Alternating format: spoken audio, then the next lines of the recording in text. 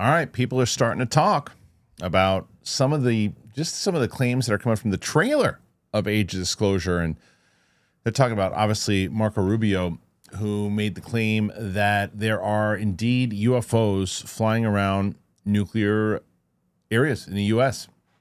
And this is not anything particularly new to myself, new to probably a lot of you who are watching this, but I decided to talk about this today because I noticed a lot of outlets were covering the fact that inside of that trailer that was released yesterday, it wasn't released yesterday, it was talked about yesterday because the announcement that Age of Disclosure is going to be on Amazon Prime in November.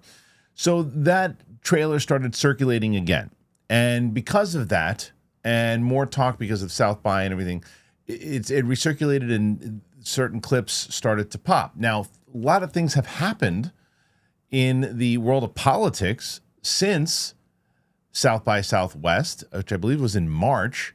So as Rubio is more and more in sync with the president and his profile is getting higher, so more things that he says now, people are going to be listening to. And this is one of those things. Again, more articles are covering. This one was from The Sun, but there are other articles that were covering it.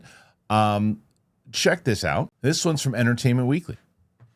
And this one says, Marco Rubio reveals UFOs are flying over restricted nuclear facilities in the trailer for a shocking new doc. The U.S. Secretary of State is one of many high-ranking officials who appear in Age of Disclosure, which is coming to Prime on November 21st.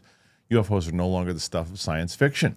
In a shocking new trailer for the documentary of the Age of Disclosure, U.S. Secretary of State Marco Rubio makes an incredible admission, telling director Dan Farah, "We have repeated instances of something operating in the airspace over restricted nuclear facilities, and it's not ours." Rubio is one of many high-ranking officials from both sides of the aisle who were interviewed for the film, which now has a release date after first debuting earlier this year at the South by Southwest Film Festival. The documentary will stream worldwide on Prime Video on November 21st, alongside an Oscar-qualifying theatrical run in New York City, Los Angeles, and Washington, D.C. Purporting to unravel an 80-year global cover-up of non-human intelligent life, along with a secret war among major nations to reverse engineer advanced technology of non-human origin, the film features testimony from 34 members of the U.S. government, military, and intelligence communities. There are otherworldly things that are performing maneuvers that haven't been seen. Congressman Andre Carson, a Democrat and member of the House Permanent Select Committee on Intelligence, also says in the trailer. The most astonishing revelation comes from Jay Stratton, whom the documentary describes as the former head of the government's UAP or UAP task force. "I've seen with my own eyes non-human craft and non-human beings," Stratton says. As for how such a monumental secret could be kept under wraps, Rubio offers a hint, saying even presidents have been operating on a need-to-know basis, but that begins to ramp out of control. This is the biggest disinformation campaign in the history of the U.S. government, Farah previously told Entertainment Weekly. Clearly, the facts around this topic have been covered up for 80 years and kept from the public, and every single high-level, credible person I interviewed did not think that was right. They knew that was the case, and they did not think it was acceptable. Asked for his biggest takeaway from making the film, Farah said, "I think it was very eye-opening to me that every single person I interviewed was not questioning any of the base facts that we normal people are questioning. Are we alone in the universe? Does the U.S. government know more than it's told us?" Those weren't questions. Instead, he said the questions were, what happens if adversarial nation with bad intentions reverse engineer this technology and weaponizes it before we can figure it out? Also featuring interviews with Senator Kirsten Gillibrand, Senator Mike Rounds, former Director of National Intelligence James Clapper, and many more. Farah said he hopes the Age of Disclosure helps not only educate his audience, but can also be helpful to people in a position of power within our government to bring more transparency to the public. This episode is brought to you by PrizePicks. You and I make decisions every day. PrizePicks, being right, can get you paid. Don't miss any of the excitement this season on PrizePicks, where it's good to be right. It's football season, man, right around the corner. And so here's an example of what you can do. So if you want to take some of your favorite players and you say, hey, Barkley, is it going to be more or less than one rushing touchdown? Joe Burrow, more or less than 2.5 passing touchdown. How about Josh Allen? You're going to get more or less 270 passing yards. What do you think? Use your skills. You know that you're doing it, and you know you're talking about it with your buddies. Well, now let's get some cash on this thing. So PrizePicks, it's simple to play. You pick more or less 2 to 6 player stat projections. If you get your picks right, you can cash in. PrizePicks puts their users first, so all withdrawals are fast, they're safe, secure. PrizePicks offers Venmo, Apple Pay, MasterCard, and more for quick and easy deposits into your account this football season. Use PrizePicks. It's the best place to win cash while watching sports. Join millions of users and sign up today. I've been using them for quite a bit, and I am beyond satisfied. You got to download that app today and use DTE to get $50 in lineups after you play your first $5 lineup. That is code DTE to get $50 in lineups after you play your first $5 lineup. PrizePicks. It's good to be right. Okay, so when I did my video yesterday on this subject about how because it is Dan Farah and because it's a Hollywood involved person, he was a producer on Ready Player One. He's worked hand in hand with Spielberg and other things. He's a very established person in Hollywood. So when you have people in the community who are making these movies normally, they don't get the kind of coverage that, say, a Dan Farah does. And the fact that Dan Farah got this, and I saw, look, and I'm going to have conversations with some of the people in my circle, some close friends of mine in my circle, who, because they have watched things and paid attention to these things all of their lives and been interested in this stuff, I saw a buddy of mine who I'll talk to hopefully about this on Monday, talk about, he had said he doesn't know if it's true, he doesn't know if it's false, he doesn't know, which is a totally fair statement. Follow-up was then about politicians that were involved, and he tends to lean one particular way, and he said, if those particular people are leading the charge, I don't know how credible I can take it. To which I wrote back, and I probably could have wrote it back a little bit better. I said, you're not as educated on this topic, and you should, that's simply not the case. There are other people who are involved in this. It's a very bipartisan thing. And rightfully so. He said, I've been paying attention to this subject for a very long time. I have been educated. You've only been covering it for 3 years and yada, yada, yada. And I said, well, yes. However, I was speaking specifically about the politicians that were involved.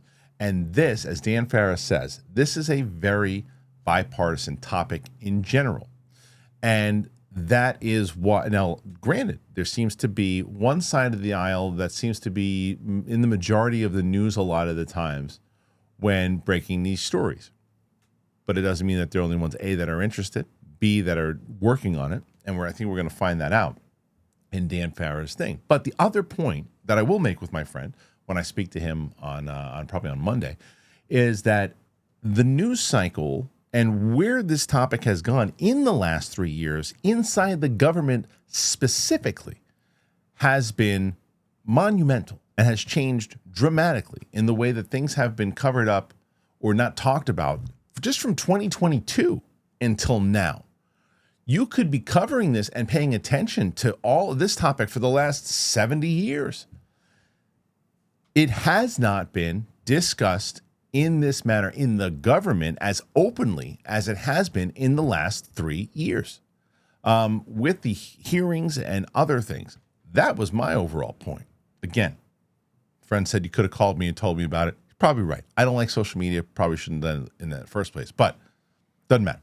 Point is, I really think that because Dan Farah involved in this, you look at Entertainment Weekly, obviously covering it because it mentioned it. It's potentially going to try for a documentary Oscar run, which would be fantastic if it could get itself in that race. That'd be another way to really get people talking about it, interested about it. That would be a very, very smart way to do it.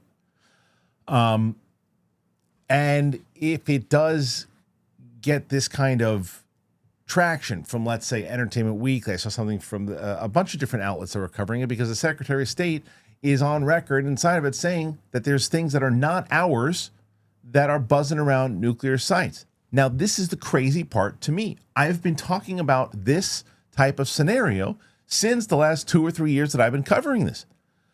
How is it that and this is now Rubio talking about it, so hopefully people will start to have more headlines and start to talk about when they see the names that are coming up in this documentary and people are covering it, and maybe there's more news stories outside of this community maybe it's outside, instead of just being a little throwaway segment at the end of a news thing, it's a featured story about the thing coming out. That would be huge. But it is baffling to me, and I still stand by it, that when Chuck Schumer and Rounds were in front of the government saying, hey, we need to put this bill about UAP, the UAPDA bill in front about disclosure and all these different things, and that wasn't covered at all. That's been a major topic, that those two guys were leading the charge and trying to get this done. That should have been a major story. It was a major story for our community, but not in general.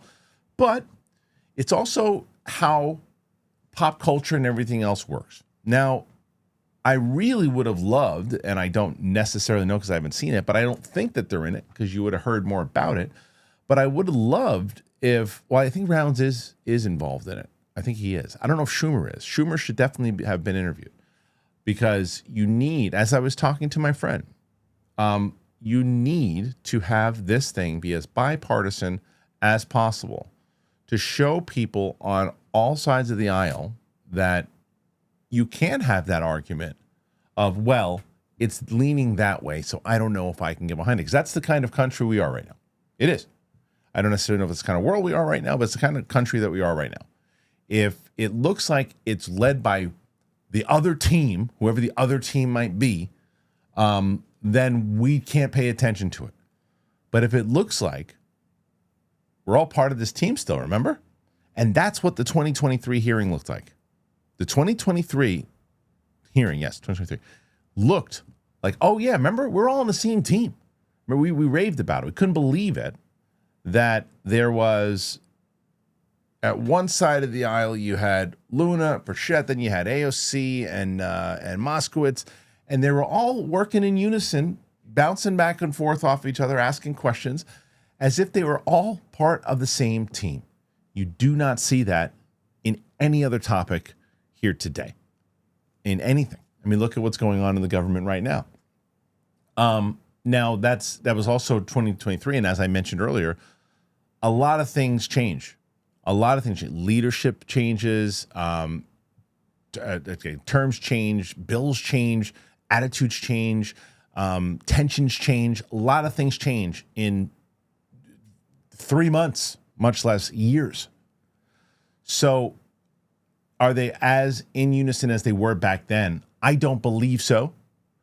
But this could put it back in that capacity, and it could actually change. As he said at the end there, what Dan Ferris said, which I thought was pretty fascinating, was he hopes that the government can use it as well, because this is what pop culture does. Pop culture can get other people discussing, talking, and as I mentioned with my earlier point with Schumer Rounds up there discussing, if it's just a clip on YouTube, it's not going to get that kind of feel that a movie would, a movie trailer, buzz from a new movie about UFOs where the government's talking about it, as opposed to two guys in very high positions standing in front talking about it. Because it means you got to listen to their long speech and their long thing that they've planned out.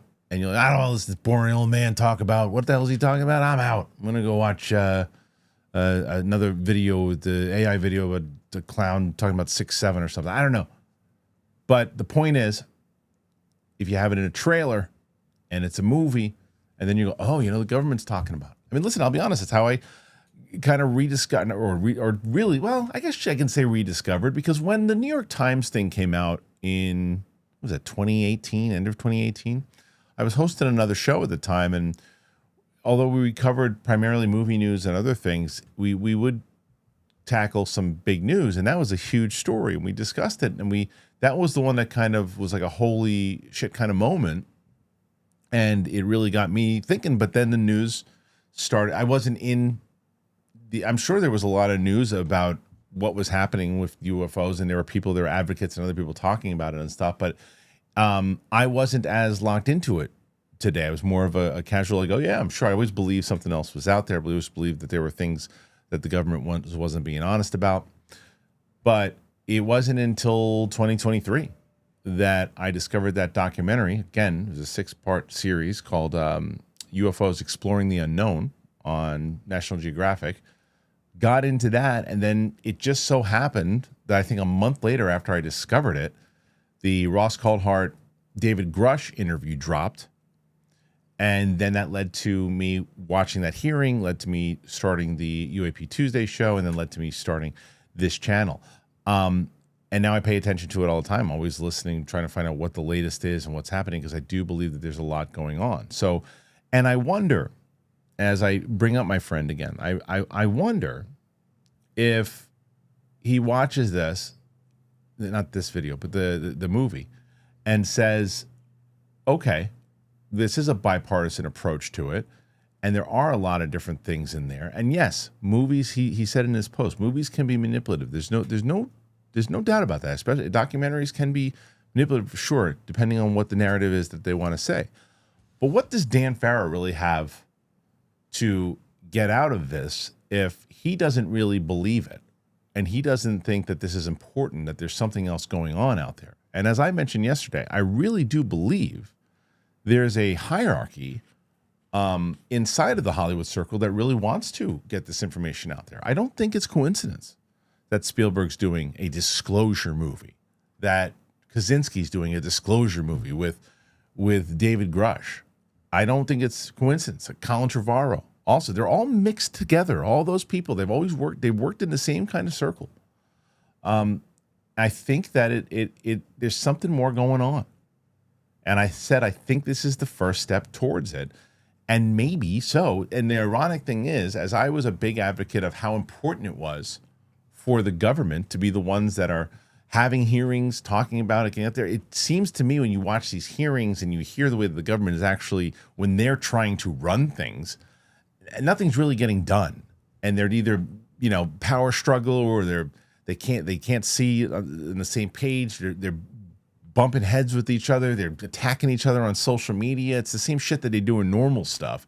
I've now said they're never going to be able to do it because they're just so inept in order to do that. However, if you have a filmmaker or someone else who is showcasing these people and the things that they do know, that can be a way to start the disclosure. If you have people who are insiders who can't testify because they can get in trouble, but they can tell directors and writers what they know, write as a fictional character. Here's what happened. Here's what I know. This is what this guy told me. Write it as a fictional character. It's ways to get information out there. There's ways to do that. I mean, look at this stuff in Close Encounters of the Third Kind. So this is the start of a wave. And I said this, I don't remember which video I said it on, and I still feel this way, and I don't know why. I feel like something's coming. Some kind of news, something big. I don't know what it is. And people have asked me, why do you feel that way? I have no idea. I have no clue why I feel that way. Have you been told something? No. Will you be let down if nothing else happens? No. I just would be wrong. But I feel like something's coming. Some kind of news. Whether it's something as this movie that starts to get people going, wait a minute. Did you see that thing? What I did hear yesterday, what a lot of people wrote in the comments, that bummed me out, because I said the one thing about Amazon is that hopefully it's just an Amazon Prime thing. You can click on it, but you got to pay for it again. That's not good. The having to pay for it thing is not good. That's what happened with James Fox's thing, and it just kind of was lost.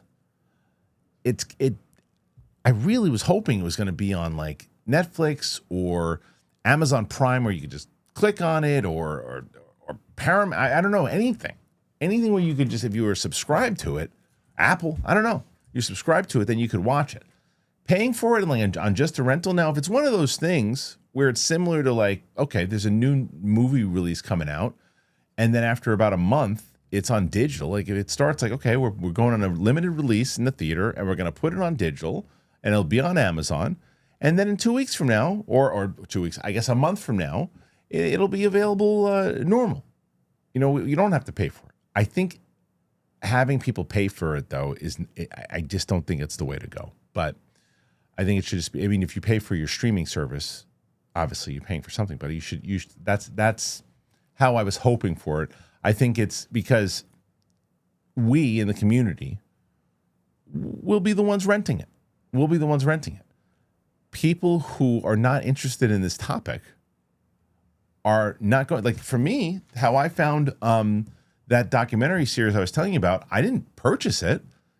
I had National Geographic, and it popped up as a suggestion. So I watched it. I was already paying for the service, and then I got interested in it.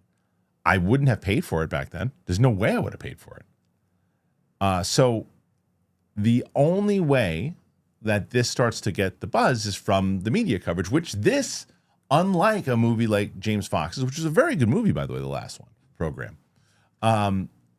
The problem is no major outlets and tons of different outlets were covering the program. People inside of our community were.